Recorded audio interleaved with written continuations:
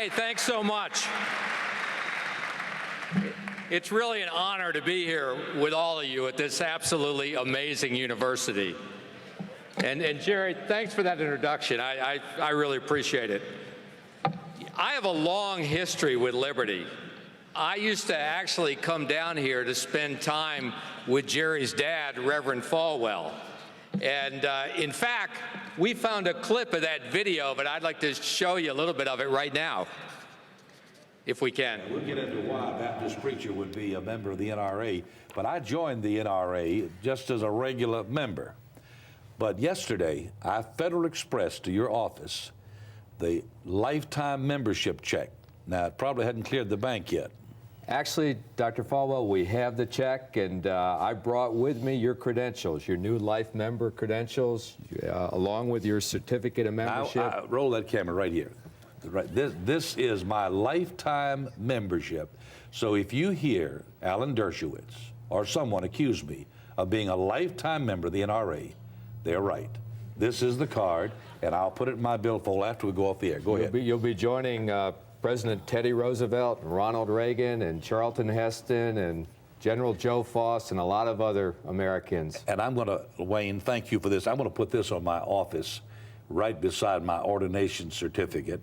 And I'm going to tell everybody in a few moments why I believe it is so important. Let's put this back down here if we could. And thank you so much for doing it. To me, it is not a gun issue. I don't have time to hunt.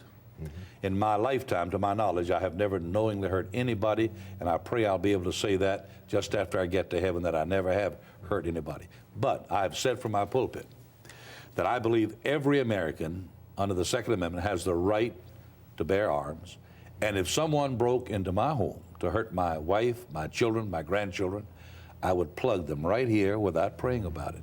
And I would hope that every daddy, granddaddy listening out there would take the scripture seriously, which says if a man will not care for or protect his own household, he is worse than an infidel. Yeah, you know, what a lot of you may not know, and I know you know, Jerry, is Reverend Falwell had an amazing sense of humor. I remember being down here with him on one of those trips, and we were driving down the road, and in his SUV, and all of a sudden he swerved in the other lane, and there was another SUV coming straight at us. And just before we got close together, he swerved back in the other lane, and Reverend Falwell broke out in a big laugh and said, "That was one of my football players. I just wanted to see if he was awake." And I'm like, well, you sure woke me up by doing that. So being here today really does bring a lot of memories back to me, and we're all blessed by Reverend Falwell, this great university, President Falwell, what you all have done with Liberty. It is truly a gem in the United States of America that we as Americans should all be proud of. And our country's a lot better off for it. I wonder, and I think I know the answer, some NRA members out here in the audience today? Yeah. Thank you. Everything NRA accomplishes is people one by one all over the country. That's what makes it happen. And I really do appreciate all that support and all you do for the Second Amendment, for our country and our freedom, because the media always forgets it's just in people's hearts. We do it together. They make it sound like we're not the majority. We're the majority in this country, overwhelmingly. Now let me ask you another question. How many of you own firearms or believe in that great freedom to keep and bear arms?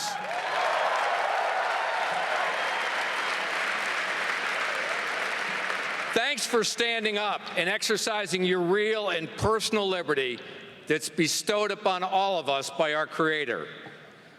Now, I'm not going to ask you to identify yourself here today, but I know that many of you are probably carrying a concealed firearm for personal protection. And the reason you're doing that is because the leadership of this university respects and encourages your Second Amendment rights.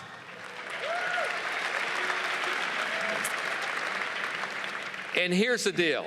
Because so many of you have committed to the training and the responsibility of carrying a firearm, and because you have rejected that dangerous lie of gun-free zones, I'm standing right now in one of the safest places in the country.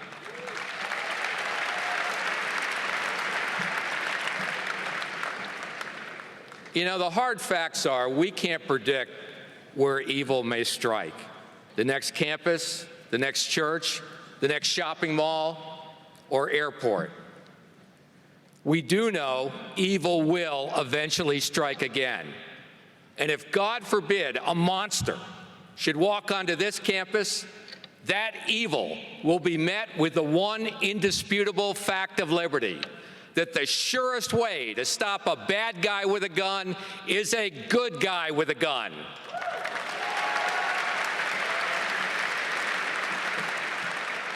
Of course, there are some that don't agree with that. In fact, you and your university have been criticized for allowing students, faculty, and staff to carry concealed firearms. Well, I've been leading the NRA for almost 25 years now, and gun owners have been criticized and demonized by the media and those same political elites for as long as I can remember. They call us paranoid for arming ourselves for protection. They dismiss us as gun nuts. They blame us for tragedy that has nothing at all to do with lawful gun ownership, and they scorn us. They scorn us all for standing up for our rights. You know, we face a culture of leadership in this country that routinely lies on all kinds of fronts. I mean, think about it. Brian Williams, you can keep your health care. The border's more safe than ever. Benghazi. We face an epidemic of untruth at the highest levels of our country. The American public all over this country, citizens just like you, sit out there and say, oh my gosh, it's got to stop. And yet when someone does tell the truth, they get clobbered. It's like it's all upside down. Lies seem normal. The truth seems bizarre, like it's crazy talk. And the news media doesn't want to tell us what the news is. They want to tell you what to think. All of that is having a devastating impact on the kind of values, freedoms, and beliefs that our country was founded on. When you catch them in a lie, let me show you what you can do if you stand up to them. Please watch this video. Now we give you the other side from the Executive Vice President of the National Rifle Association, Wayne LaPierre. Wayne, thanks for being with us. Hi, Kara. Good to be with you. Well, if the ban on assault weapons expires, what kind of weapons would be legal? Kara, let me say this at the start. I'm glad you ran that story, because apparently the only difference between the New York Times and CNN is that when a reporter for the New York Times fakes a story, he's fired, and at CNN he's not. Your bureau chief, John Zarella, deliberately faked the story yesterday, intending to show that the performance characteristics of banned firearms on the list are somehow different from the performance characteristics of firearms not on the ban list. He was implying that these were machine guns or fully automatic guns. That's not true. Mr. LaPierre, I have to stop you there. No one fakes stories at CNN, and John Zarella definitely did not fake a story at CNN. You're very off base. I'm going to let you say your opinion, and let's have a conversation, but don't accuse our reporter of faking any stories, sir. Let me say it again in front of the whole country. Your reporter faked that story yesterday. It deliberately misread the viewer. There's no way it could be true, and I challenge CNN to defend it. Yeah. Here's the thing. CNN finally admitted I was right and ran a correction. But millions of viewers were deceived. And the really sad thing about that is this. If I hadn't happened to be sitting in the studio and caught him red-handed like a bank robber running out of the bank with a bag of dye exploding all over him, that lie would have continued to stand as truth. It's got to the point in this country where one of America's greatest vulnerabilities is the failure of the media to provide a level playing field for the truth. And it's up to all of us to hold their feet to the fire. It's up to all of you to call them out for their lies. And when you see them doing it, stand up to them. Get right in their face. Do something about it, because it can make a difference. So many of those elites, they think they're better than us. They somehow think they're more sophisticated. They think they're more intellectually evolved somehow than we are. Or they think they're just somehow plain smarter than we are. Well, I've got news for the elites who look down their noses at all of us and our rights. We gun owners are a heck of a lot smarter than you'll ever be. And it's true. In all of history, there's never been a group of citizens so engaged, so determined, so resolute, and so unified in defending freedom, so politically savvy and individually prepared and responsible for protecting our families and our communities. Never have there been smarter, freer American citizens than America's 100 million gun owners. And let me say that again. In all of the world, some of the smartest citizens are American gun owners. And let me tell you why.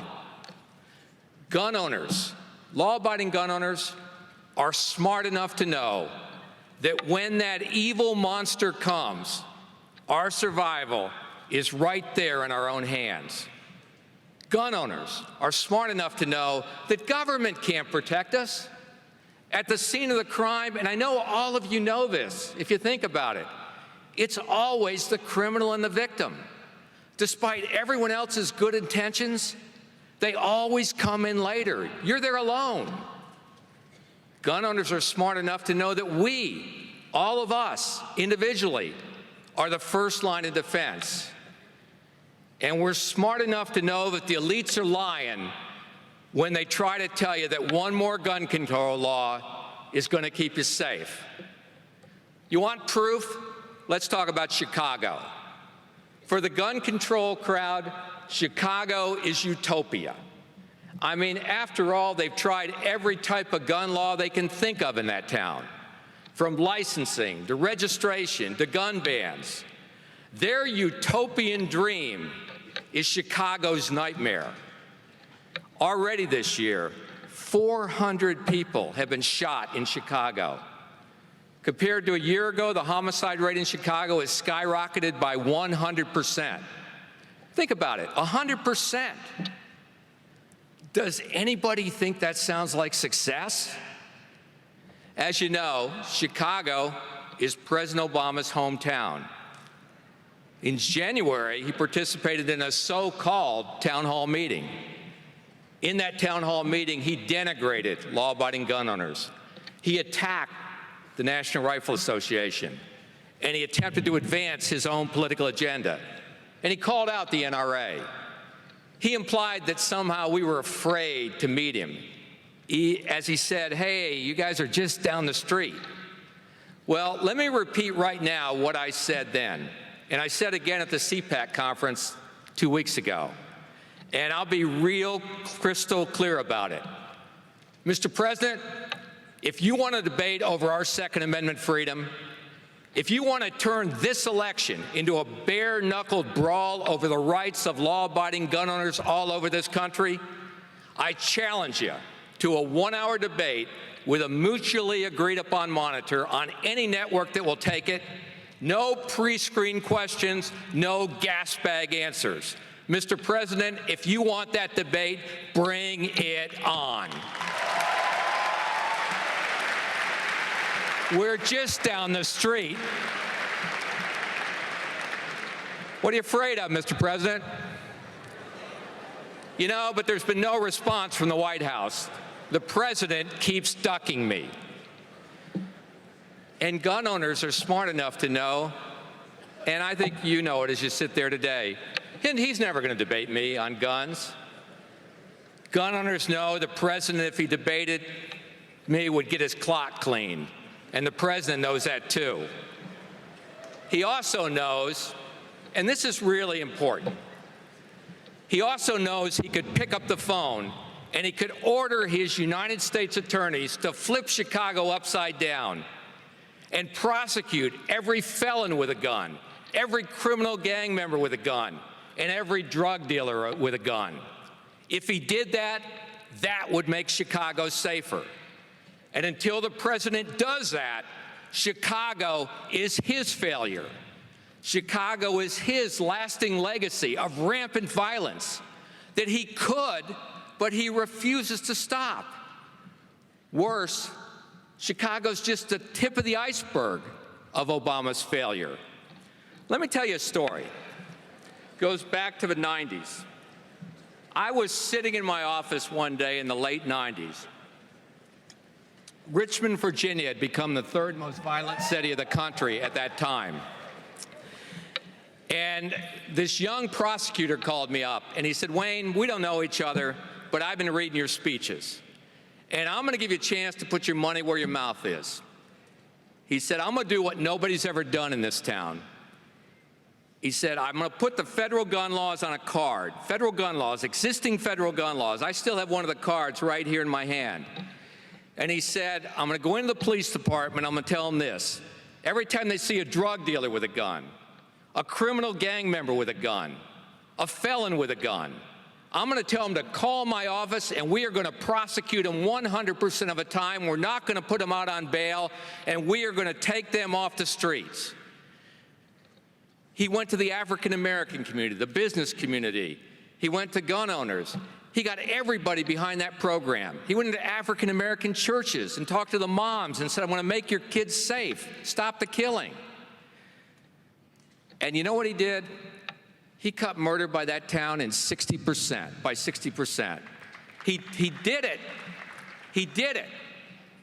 And he told me this story. He said, Wayne, I was sitting at home one night, and there was another murder on TV. And my little girl looked at me and said, Daddy, can't somebody stop that? And he thought to himself, I'm the somebody. And he did something about it, and it worked. The program was so successful, you know what happened next? The Clinton administration squashed it. The prosecutor's career came to a halt.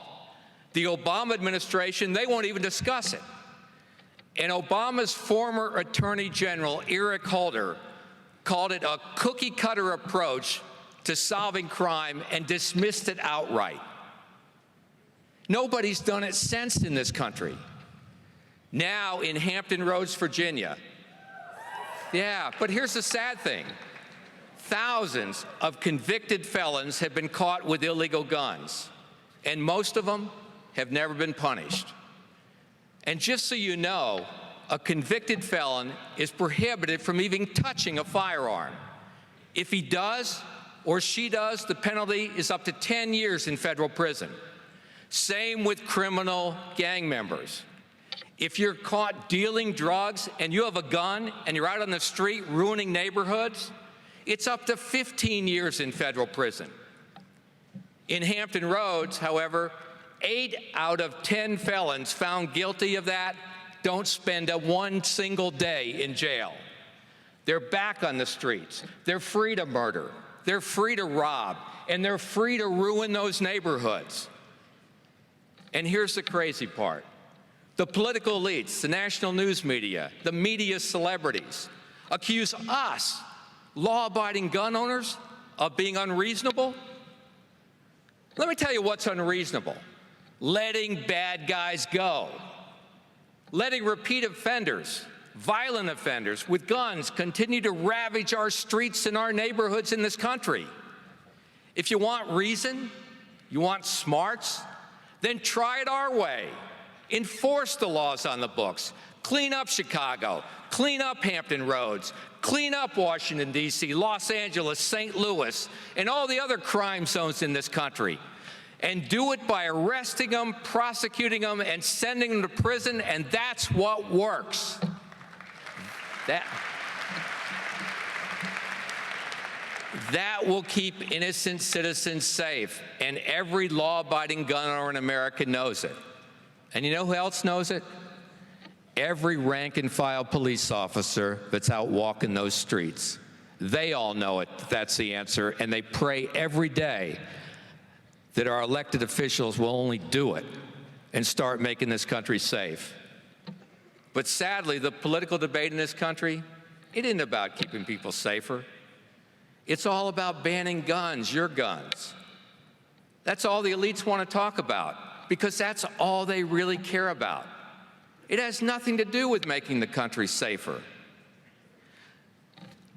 Remember that story that President Obama talks about? He tells it all the time, of that poor 16-year-old girl that came to his inauguration, and went back to Chicago, and she was killed by a criminal gang member back in Chicago? I'm sure you've heard it. Tells it all the time. What he doesn't tell you, and what the media is dishonest enough in this country not to report, is that criminal gang member that killed that poor 16-year-old girl should never have been out on the streets to begin with. He was convicted of gun charges. He was released on probation, put on the streets. He was picked up for numerous times while he was on the streets and was never taken off the streets, and he ended up killing that poor 16-year-old girl. No federal gun charges were ever brought from the Obama administration before that happened. It's a tragedy. It shouldn't have happened.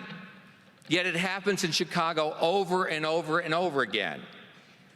I have really come to believe the president cares more about the story than he does about stopping it. And that's a really sad commentary in our country about our political leadership.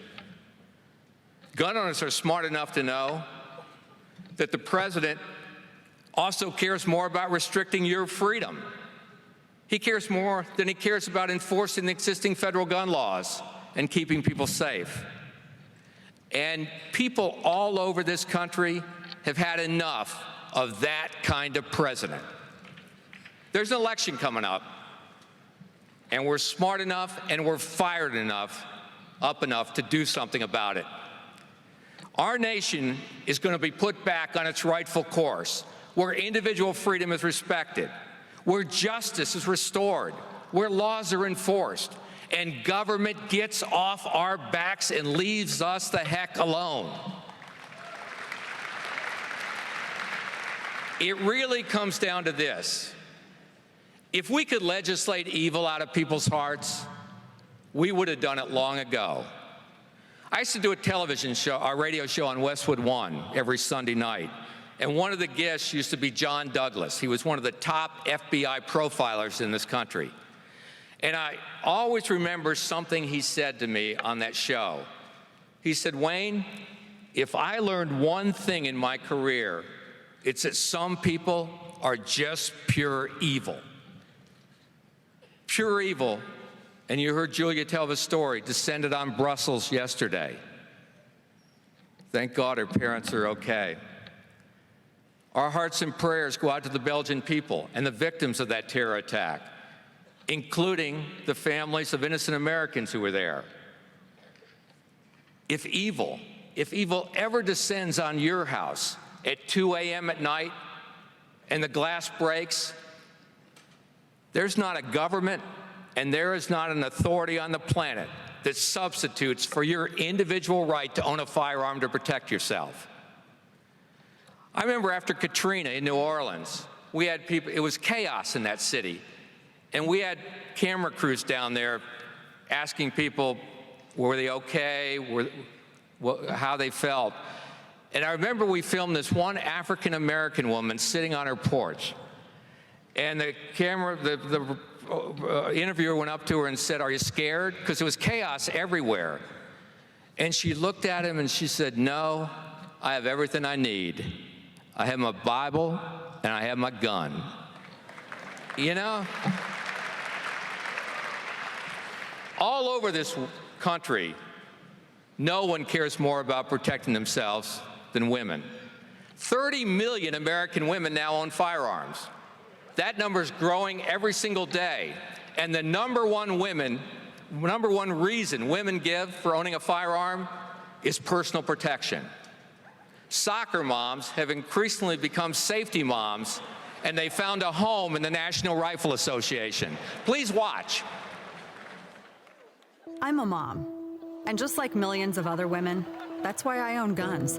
We're responsible, we're law-abiding, and we're everything that makes America strong. Every day, we're willing to use a firearm to defend our families.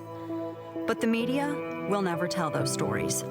If a mom puts a gun to the face of a home-invading thug and makes him run for his life, the story gets buried.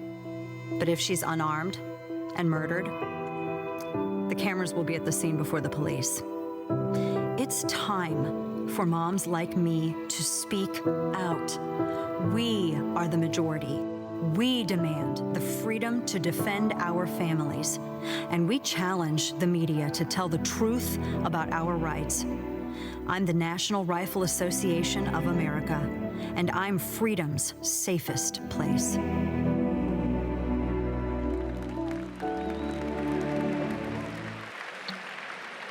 Yeah, I see a lot of young women out here today. I'll say this: no woman should ever, and I mean ever, have to face evil with empty hands. American women who own firearms know that you aren't free if you aren't free to defend yourself. Gun owners are smart enough to know that if Hillary Rodham Clinton would deny women that right, then she really doesn't care about women at all, not one bit.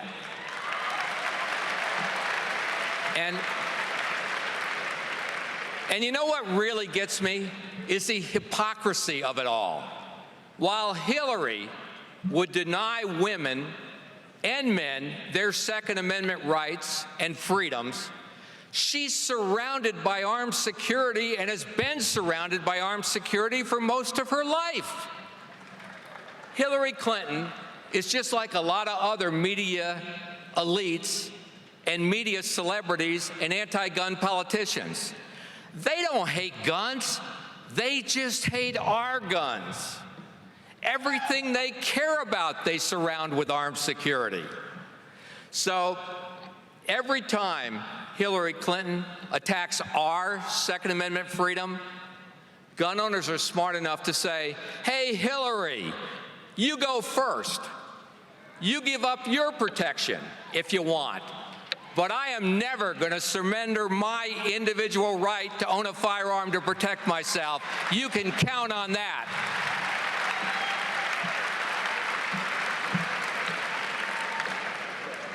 Hillary hadn't found a gun control law she didn't like. It goes from national registration to licensing to bans, you name it. And if Hillary survives her primary, I'm talking about the real one, her FBI primary. Yeah, that's the real one. But if she does, she'll come after law-abiding gun owners with every onerous restriction and anti-gun Supreme Court nominee that she can appoint, all aimed at destroying our great individual Second Amendment freedom in this country. Hillary would wipe that away faster than she'd wipe away her server. Yeah. And gun owners and Americans are smart enough to know that. And I'll tell you what else. We're all smart enough to go to the polls and defeat her. We know, and all of you know, that freedom comes from the ability to protect ourselves. That we're individually empowered to take charge of our own security. Gun owners know that America, this amazing country, is the greatest, freest nation on earth. We're not confined by our own vulnerability, like citizens of the rest of the world who have only their governments to rely on.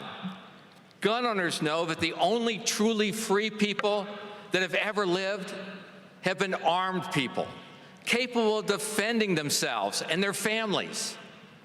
Gun owners are smart enough to know that all other freedoms lay behind the one essential freedom, the Second Amendment, that guarantees all the rest. And gun owners are smart enough to know the difference between Supreme Court justices who respect the Constitution and liberal appointees that, if they stack that court, would rewrite the Bill of Rights, destroy our freedom for the rest of our lifetimes. And gun owners are smart enough to know that standing up for liberty and fighting for freedom is essential to saving our nation. Please watch this. The only truly free people who have ever walked this earth have been armed people, capable of defending themselves and their families. Americans look in horror at supposedly free countries all over the world where innocent people live or die at the mercy of their government. We see what it's like to be French, German, or Belgian, where innocent people cower in fear as evil closes in, utterly aware of their own vulnerability, doomed to defend their families with rolling pins and broom handles. Let the rest of the world choose to live in fear. That false brand of freedom will never be ours. We are free to be as armed, trained, and prepared as we see fit. And we will never surrender that freedom to the global gun ban order. I'm the National Rifle Association of America, and I'm freedom's safest place. Our Second Amendment freedom empowers each of you, all of us, to a freer life. Gun owners cherish that freedom and are smart enough to know that we must never let it be taken from us. That freedom separates us from every other nation on earth. It makes us stronger than other countries. It makes us better than other countries. That freedom makes us Americans. I was born in Greece in 1939. Nazi warplanes bombed us unmercifully. Executions in the streets were common. I saw horror you could never imagine. Human beings became animals, starving and desperate. But me, I was lucky. Soon after the war, I saw the Statue of Liberty, and I cried. I've been blessed by the freedom and opportunity only America can offer. Today, I feel a duty to speak out. There will always be evil in this world, but the one thing that separates America from every other country is our freedom. And the one freedom that protects all the others is our Second Amendment. Never give it up. Never. I am the National Rifle Association of America, and I am freedom's safest place.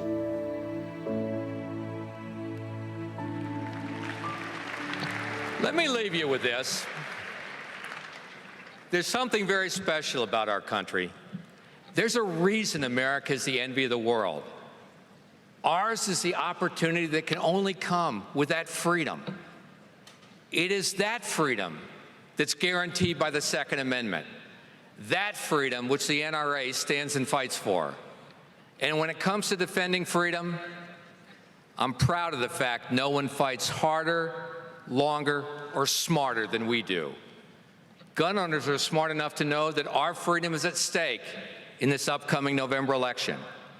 And we're smart enough to know that we can and we will make the difference. We're smart enough to know that it will take all of us, every one of us, as Americans to do it. And it will take every one of you. Together, we are smart enough, capable enough, and absolutely determined enough to defend our liberty. Win back the White House, take back our country, and we're going to do it in November. And don't ever forget this. Keep getting up every morning and fighting for freedom every day. And thank you for inviting me. It's great to be with all you at Liberty University. Thank you very much.